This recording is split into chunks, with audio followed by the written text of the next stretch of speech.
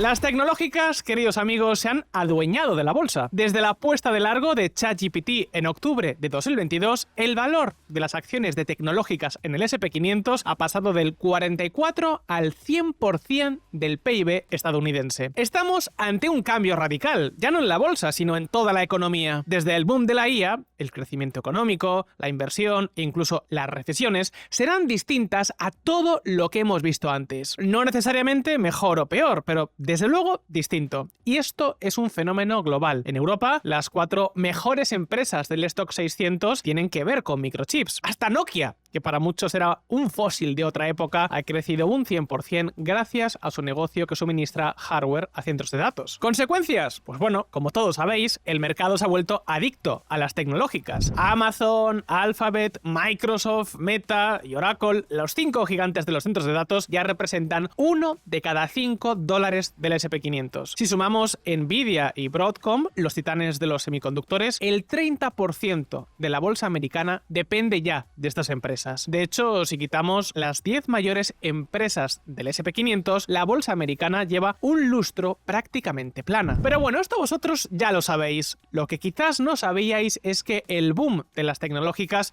no se ha quedado en la bolsa, está cambiando radicalmente la economía de muchos países. Y la cosa irá a más. Esto quizás os sorprenda, pero hasta ahora las tecnológicas han vivido en su propio mundo, muy aisladas del resto de la economía. Hasta ahora podíamos escuchar noticias muy locas, como que Meta va a invertir este año más dinero en centros de datos que Alemania entera en defensa. Pero, aunque sea muchísimo dinero, todo salía, digamos, del bolsillo de Mark Zuckerberg, que hablamos en pasado porque las tecnológicas ya no dan abasto por sí mismas. La inteligencia artificial está revolucionando el mercado bursátil. Las grandes tecnológicas ya no imprimen dinero, lo necesitan. ¿Qué consecuencias tendrá esto cuando la confianza disminuya? Y aquí es donde la cosa empieza a ponerse interesante a la par que preocupante. Porque cuando hablamos de que las tecnológicas necesitan financiación, hablamos de que los márgenes de inversión en inteligencia artificial y centros de datos han superado incluso la capacidad de generación de dinero de las empresas más rentables del planeta. Meta, Google, Microsoft, todas han lanzado planes de inversión de cientos de miles de millones de dólares que ahora van a depender de que el mercado de crédito siga siendo barato y accesible. O dicho de otra forma, hemos llegado a un punto de no retorno. Estas empresas no pueden parar. Si dejan de invertir, pierden ventaja competitiva. Si siguen invirtiendo, necesitan que el grifo de financiación nunca se cierre. La pregunta es, ¿qué ocurrirá si desaparece la confianza de los inversores? ¿Estamos hablando ahora sí de una burbuja financiera asociada a la IA? Pues amigos, en este vídeo lo vamos a ver, además con un precedente histórico muy interesante, la burbuja de los ferrocarriles del siglo XIX. Pero antes, si la IA te interesa, es probable que quieras invertir en empresas que se están saliendo, como por ejemplo SanDisk, quien solo en lo que va de año ha conseguido multiplicar por 7 su valor, y ya si tomamos los últimos 12 meses, estamos hablando de un por 46, todo un multibagger. O quizá, oye, no, lo tuyo es apostar por sectores más estables, como la salud, o mercados menos volátiles, como la renta fija o la inversión inmobiliaria. Hay muchas formas de obtener rentabilidad moviendo tu dinero. Lo importante es hacerlo con seguridad, conocimiento de los riesgos y control. Por eso, este mismo domingo 21 de junio a las 7:07 de la tarde presentamos la tercera edición del programa universitario en inversión multimercado y diversificación que organizamos junto a la Universidad de las Hespérides. Se trata del primer programa de una universidad española donde cada mes aprenderás a invertir en un mercado de inversión diferente, desde lo más básico hasta lo avanzado, con seguridad, control de riesgos,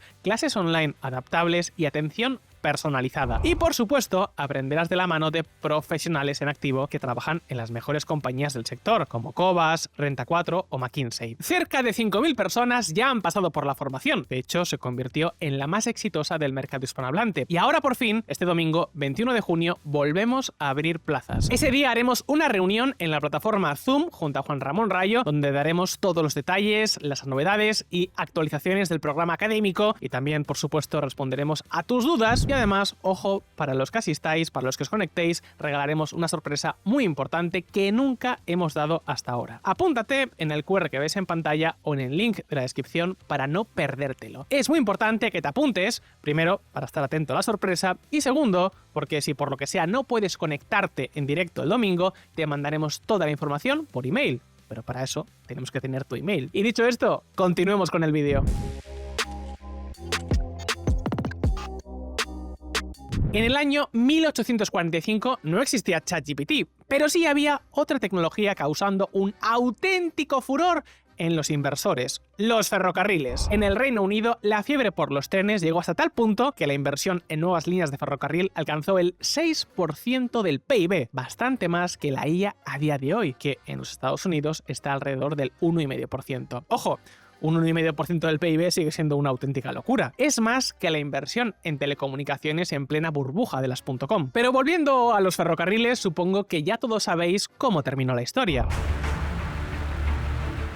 La mayoría de líneas no eran rentables, las promesas de rentabilidad nunca se hicieron realidad y la burbuja estalló. Fue probablemente la mayor burbuja empresarial de la historia. Pero ¿sabéis qué es lo más interesante? La economía siguió creciendo a buen ritmo. Nada que ver con la crisis del 2008 o la crisis asiática de los 90, que generó varias décadas de estancamiento económico en muchos países. Y esto tiene 3 explicaciones que serán clave para entender qué puede pasar con la inteligencia artificial y el boom de las tecnológicas. Como podéis ver en pantalla, las crisis tampoco afectaron demasiado a la cantidad de ferrocarril que se fue construyendo. Es más, en los 5 años siguientes al pinchazo de la burbuja en 1847, el Reino Unido construyó 680 millas de vías frente a las 400 de los 5 años previos al pinchazo, o sea, en plena burbuja. Las empresas que hacían estas vías no eran muy rentables y muchas vías tampoco tenían ningún sentido porque conectaban 2 pueblos perdidos de mala muerte, pero el ferrocarril en sí mismo sí que era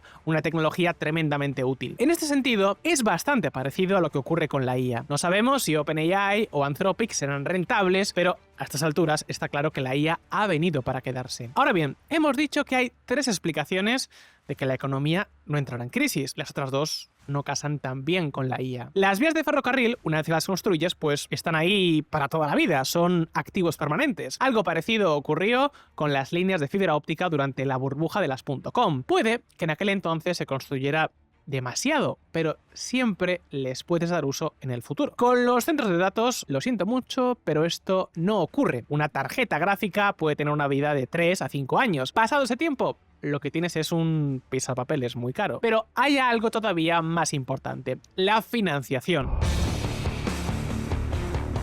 Las empresas de ferrocarriles se financiaban en la bolsa, con bonos y préstamos de tierra de los estados, y solo de manera muy indirecta mediante bancos. Así que cuando la burbuja estalló, pues sí, los inversores perdieron mucho dinero, y es verdad que mucha gente de a pie tenía su dinero en la bolsa, pero el resto de empresas siguieron funcionando casi como si nada hubiera ocurrido. Hasta ahora, el caso de las tecnológicas ha sido muy parecido. Su financiación estaba muy separada del resto de la economía, aunque por motivos distintos. Antes de la IA, las tecnológicas ya ganaban mucho dinero. En este gráfico podéis ver el margen de flujo de caja de las 10 mayores empresas americanas en cada década. En los años 50, estas empresas quemaban dinero, pero en la década del 2010, las tecnológicas tenían un margen superior al 20%. Y de aquí han venido todas las microinversiones en centros de datos de sus propios beneficios. Tan solo Google, Meta, Amazon y Microsoft generaron flujos de caja libre por valor de $200.000 millones en el año 2024. 4 veces más dinero que durante la década pasada. De hecho, Amazon ha multiplicado estos beneficios por 16 en apenas 10 años, pasando de 2 a 33.000 millones. ¿Entendéis ahora por qué está invirtiendo tanto dinero en centros de datos? Si es que casi que le sobra. Sin embargo, la cosa está cambiando a toda velocidad.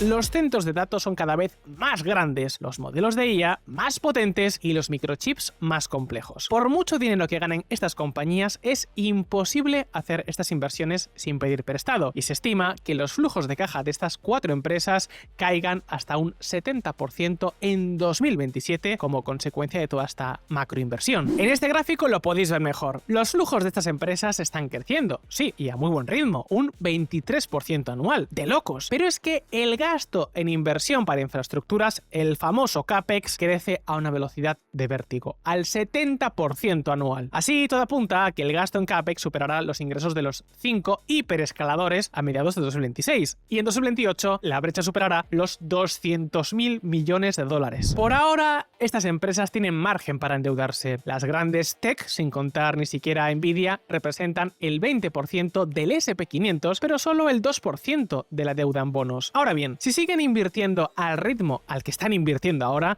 este colchón de seguridad no durará mucho tiempo. Y esto, amigos, lo cambia todo. Cuanto más dinero pidan prestado, más frágil se vuelve la bolsa y la economía. Empecemos por la bolsa. Durante la última década, Google, Meta y Microsoft han recomprado acciones por valor de unos 800.000 millones de dólares. Cuando la bolsa estaba baja, estas empresas aprovechaban las rebajas y esto actuaba como un estabilizador de la bolsa. Cuando el SP500 entraba en números rojos, las tech demandaban sus propias acciones. Misma oferta, más demanda, el precio sube. Así que la bolsa tenía un respiro. Pero claro, esto era posible porque tenían muchísimo dinero contante y sonante. Si se gastan todo el flujo de caja en centros de datos, o dejarán de recomprar sus acciones en los momentos malos, o tendrán que pedir más dinero prestado, con todos los problemas que esto supone. Y ojo, porque hay más. No sabemos cómo las tecnológicas planean financiar toda esta inversión, pero sea con el método que sea, no está claro que los inversores vayan a prestar su dinero sin exigir mucho a cambio. Durante las últimas 2 décadas, la bolsa americana, de hecho, ha perdido acciones. ¿Qué significa esto? Pues que los inversores y las empresas han retirado más acciones del mercado con recompras, fusiones y cosas así, de las que se han añadido con OPVs u OPS, o sea, con emisiones extra de acciones. Ahora, Goldman Sachs avisa de que esto está a punto de cambiar, que si 75.000 millones de la OPS de SpaceX, 100.000 millones para una ronda de financiación de OpenAI, 35 para Anthropic, el paquete de deuda de 111.000 millones que necesita Paramount para comprar Warner Bros. El mercado está saturándose de opciones de inversión. Sí, hasta ahora ha tenido mucho apetito por todo ese dinero, pero es posible que en unos años se canse. Ya estamos viendo algo muy parecido con la deuda pública. Los tipos están por las nubes en todo el mundo porque hay muchísima deuda pública. Así que si un estado se quiere endeudar más, tiene que pagar mucho a sus prestamistas. Ojo, porque con la bolsa podría pasar algo muy parecido. Y eso sería fatal para las tech, que ya no pueden cubrir sus inversiones con sus flujos de caja propios.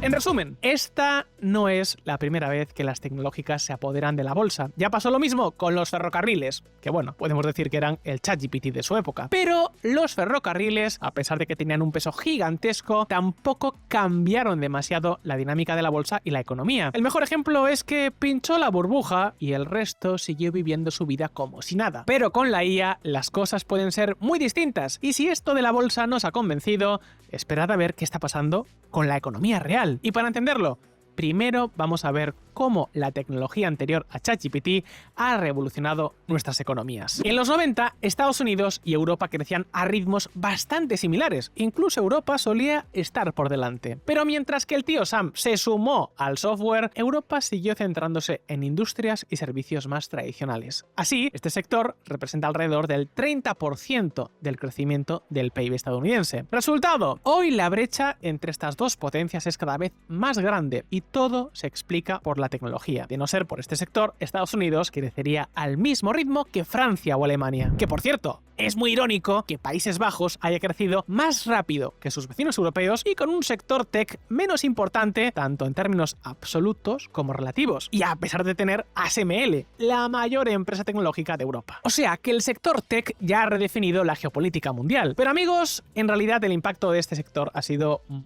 muchísimo más profundo del que parece a simple vista con el gráfico que os acabamos de mostrar. Si en vez de mirar el crecimiento del PIB nos centramos en la productividad, prácticamente la mitad de todo el crecimiento de los Estados Unidos en los últimos 40 años se explica por la tecnología informática. Y eso que tampoco tiene tanto peso en la economía, solo el 8% del valor añadido. Dicho de otra forma, desde el año 1988, la productividad de los sectores no tecnológicos se ha multiplicado por 1,12, o sea, prácticamente nada. Pero la cifra para la informática es de 2,8 veces, equivalente a crecer un 180%. Y todo esto son datos oficiales, que en realidad infravaloran la contribución de la informática, porque el PIB no refleja bien la contribución de cosas gratis, como Google o Facebook. Encontramos que incluir las ganancias de Facebook agrega entre 0,05 y 0,11 puntos porcentuales al crecimiento del bienestar por año, mientras que las mejoras en los teléfonos inteligentes agregan aproximadamente 0,63 puntos porcentuales por año. Todo esto os lo contamos para que entendáis que la IA en sí misma no es un punto y aparte. La tecnología lleva varias décadas siendo una parte más importante de nuestras economías y sobre todo de la estadounidense. De ahí que la brecha con Europa se haga más y más grande. Lo que sí está cambiando es la forma de financiarse. Ya hemos visto las consecuencias que esto tiene en la bolsa, pero como podéis suponer, si el PIB y la productividad dependen cada vez más de unas pocas empresas en un sector muy concreto, pues bueno, para muchos analistas estamos ante un gigante con pies de barro. Es un cóctel explosivo. Por un lado, pesan más en la bolsa. Por otro, pesan más en la economía real. Y encima se financian con más deuda, que es el puente entre estos dos mundos. Entonces, ¿quiere decir esto que vamos hacia una recesión inevitable que paralizará la economía global durante décadas? ¿O que los gigantes tecnológicos monopolizarán todo el crecimiento económico? Pues a ver, tampoco vayamos tan rápido.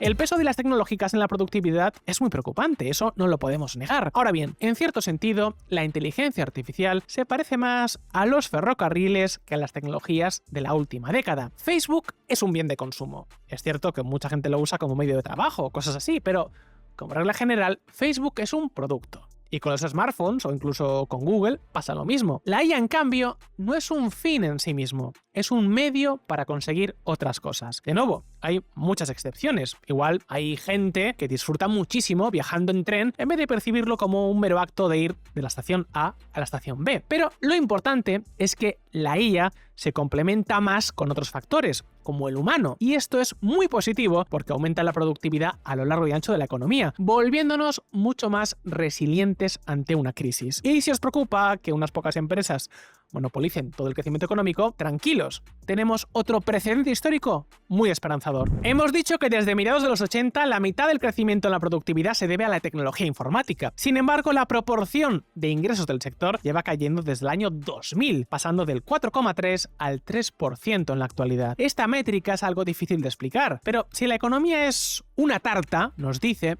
qué trozo se quedan los dueños de los ordenadores y el resto de tecnologías informáticas. Dicho de otro modo, a pesar de que hay más ordenadores que nunca y que además son muchísimo más potentes y versátiles, el dinero que hay que pagarles para que produzcan es menor que nunca. Sí, creció un poco los primeros años del boom, pero ya veis lo que pasó después. Y amigos, todo apunta a que con la IA pasará exactamente lo mismo. Parece una paradoja, pero en realidad tiene mucho sentido. Cuando una tecnología es escasa, quien la posee puede cobrar una prima enorme por ella. Pero cuando se generaliza, cuando pasa de ser un privilegio a ser una utilidad, ocurre algo curioso. Su impacto en la economía crece, pero su capacidad de apropiarse de ese valor se reduce. Los modelos se abaratarán, la competencia se intensificará y el valor no quedará en manos de quien construye la infraestructura, sino de quien mejor sepa usarla. Esto tiene su parte negativa porque hace que las empresas como Meta o Amazon lo tengan mucho más difícil para conseguir beneficios con los que pagar todas las deudas de las que os hemos hablado. Pero también tiene un punto muy positivo. Aunque todo el crecimiento económico se concentre en un sector muy concreto, todo el mundo puede beneficiarse. Y eso también hace que la economía resista mejor las crisis. No sabemos si Anthropic, por ejemplo, se beneficiará de la IA. Quizás termine quebrando, como quebraron las pioneras de las telecomunicaciones durante la burbuja de las .com. Pero al menos nosotros no estamos demasiado preocupados de que este escenario desate una catástrofe económica. ¿Hay motivos para preocuparse? Pues sí, por supuesto. La economía global está cambiando y nadie sabe con certeza qué pasará en el futuro. Pero esperamos desde aquí, desde Visual Economic, haberos convencido de que también hay motivos para el optimismo. Sea como sea, Llegas hasta aquí, ahora como siempre es el turno para ti. ¿Qué crees? ¿Seguiremos viendo inversiones cada vez más gigantescas en centros de datos? ¿Habrá apetito por la deuda de las grandes tecnológicas? ¿Te preocupa que la economía dependa cada vez más de un solo sector? Puedes dejarnos tu respuesta abajo en los comentarios. Y como siempre, no olvides que aquí en Visual Economic sacamos vídeos nuevos todas las semanas, así que suscríbete a este canal si aún no lo has hecho. Si te ha gustado, dale al botón de like. Y por supuesto, nos vemos muy pronto aquí en Visual Economic. Un saludo y a cuidarse.